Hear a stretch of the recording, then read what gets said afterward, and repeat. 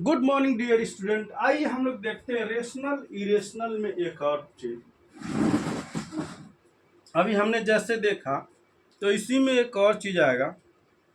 Prove that under root 5 is an irrational number. मतलब एक कह रहा है सिद्ध कीजिए। क्या हो गया भाई? क्या हो गया? कुछ पता नहीं चला इसमें।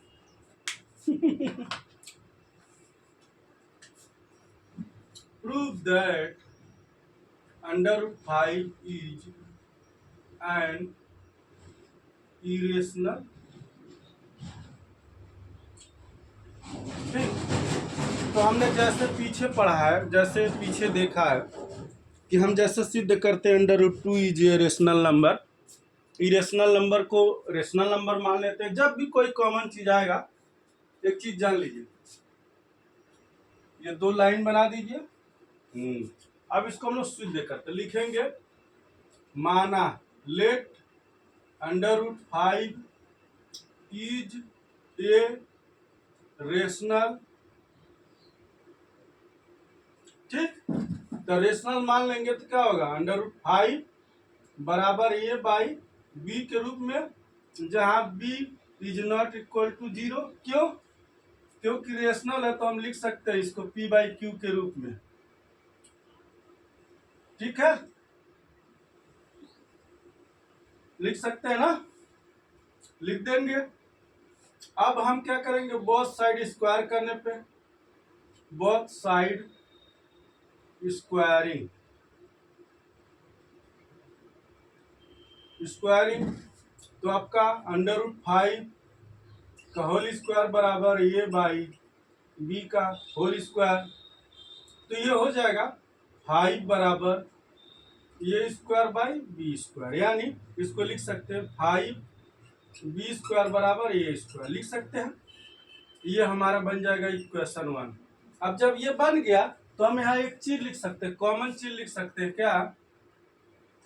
ए स्क्वायर नहीं, लिख सकते हैं क्या? 5 डिवाइड ए स्क्वायर लिख सकते हैं। फिर तो 5 डिवाइड ए ऑल्सो, ये चीज लिख सकते हैं। क्यों? एक चीज जान लीजिए, ये क्यों मैं लिख रहा हूं। कोई संख्या है, किसी संख्या के स्क्वायर से डिवाइड हो रहा है। मैं सपोज कीजिए 4 के स्क्वायर, 4 के स्क्वायर को अगर 2 डिवाइड कर रहा है, 2 डिवाइड कर रहा है, यानी 16 को 2 डिवाइड कर रहा है। ठीक है, तो 4 को भी 2 डिवाइड करेगा।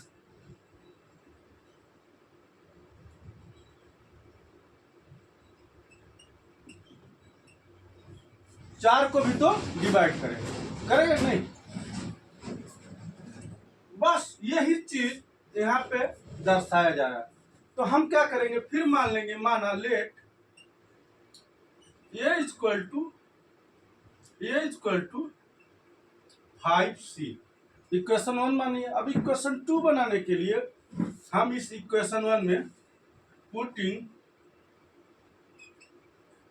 इन इक्वेशन 1, तो हमारा 5b स्क्वायर बराबर हो जाएगा 5c का होल स्क्वायर। अब इसको और तोड़ेंगे तो 5b स्क्वायर बराबर हो जाएगा 25c स्क्वायर। अब फिर यही चीज आपको बनेगा, यहाँ कॉमन बनेगा। क्या क्या कॉमन बनेगा? देखिए, फिर लिखेंगे 5b square divide 25c square. फिर लिखेंगे तो आल्सो 5b डिवाइड 25c होगा। जब ये इसको काटेगा तो इसके स्क्वायर को भी काटेगा और इसको भी काटेगा, 5 सुई को भी ये काटेगा, श्योर है काटेगा। क्यों? क्योंकि जब इसको काट रहा है तो वो उसको भी काटेगा। ठीक, तो इस तरह से जब हमारा ये इक्वेशन बन जाएगा 2, इक्वेशन बन जाएगा 2, सेम क्राइटेरिया जो मैंने समझाया था 1 और 2 वाला, 1 और 2 वाला, तो ये इसी तरह से इक्वेशन को बनाएगा।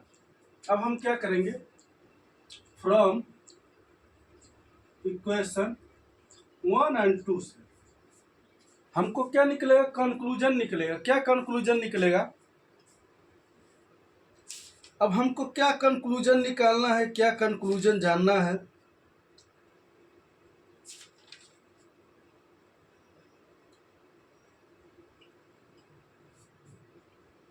जो हमने बताया था लिखने के लिए वो बहुत जरूरत की चीज है।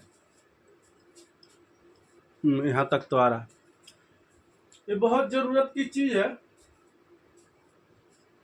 इक्वेशन 1 एंड 2 से लिख देंगे 10 5 is a common factor of A and B. ठीक, then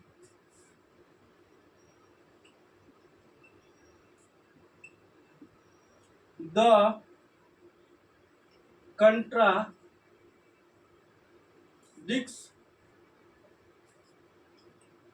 contradicts that its have no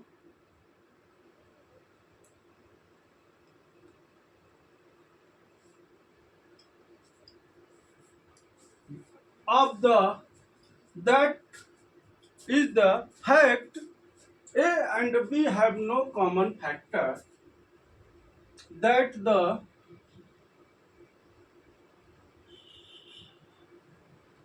fact A and B have no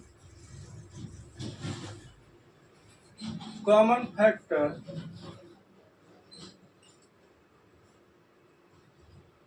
other than 1, equation नहीं बनाएंगे 1। अब ये हो गया, फिर क्या लिख देंगे, यहाँ नीचे लिख देंगे सीधे the contradicts arising assume the contradicts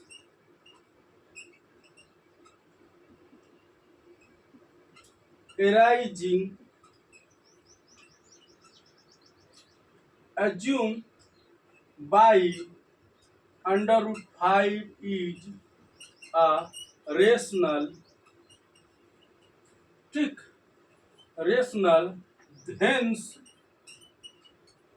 hence क्या, under root 5 is a under root 5 is a irrational number, irrational। ये कॉमन चीज है, ये सबके साथ होएगा, सबके साथ आएगा। इस चीज को जानना बहुत जरूरी है, बहुत इंपॉर्टेंट चैप्टर है ये। और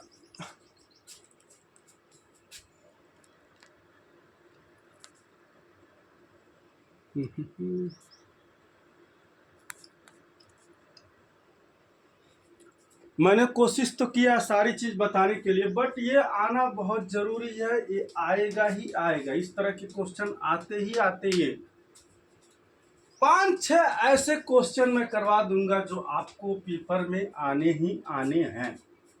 बहुत जरूरी है, बहुत मस्ट है, बहुत इंपॉर्टेंट है।